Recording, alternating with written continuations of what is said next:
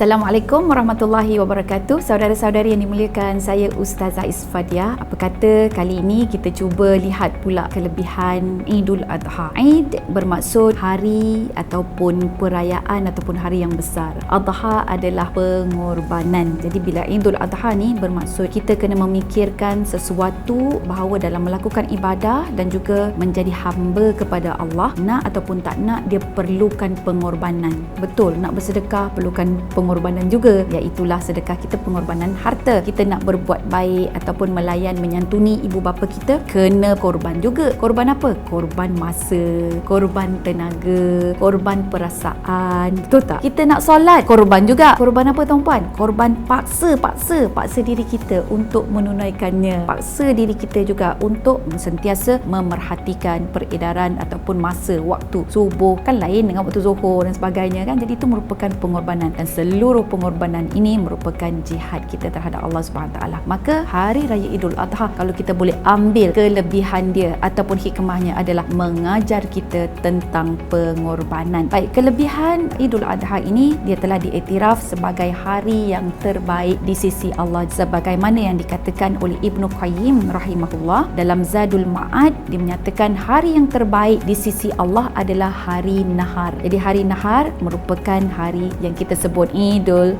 Adha. Dia sebut Idul Adha, ada yang sebut Aidil Adha, ya. So jadi itu adalah hari pengorbanan yang kita sambut. Malah kita sebagai umat Islam ni, kita ada 3 perayaan.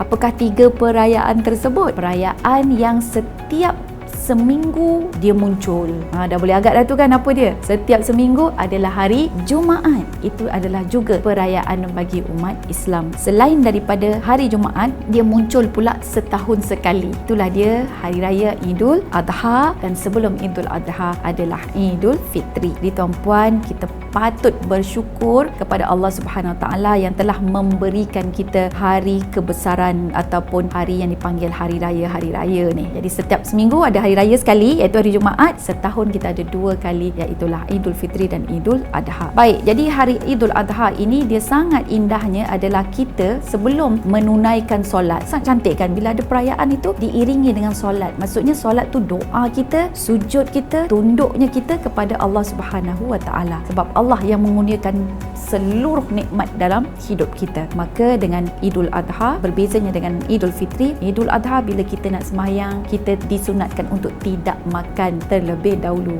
Pergilah dengan perut yang kosong. Tapi kalau takut gastrik, makanlah sedikit kurma ke kan, sebab kita takut kita nanti gastrik dan sebagainya. Jadi yang sebaiknya tak payah makan, tak payah minum, dan lepas solat itu barulah kita makan dan minum. Jadi masya-Allah, Allah nak kita apa? Korbankan sedikit perasaan kita tu sebelum makan minum. Apabila kita berjumpa dengan sahabat-sahabat kita, maka kemudiannya kita melakukan ibadah korban, dan kita bersama-sama dengan sahabat-sahabat kita yang lain, kita menjamu selera dan juga bersedekah makanan dan hidangan kepada yang lain. So sekian dulu Idul Adha dari saya, Ustazah Isfadiah.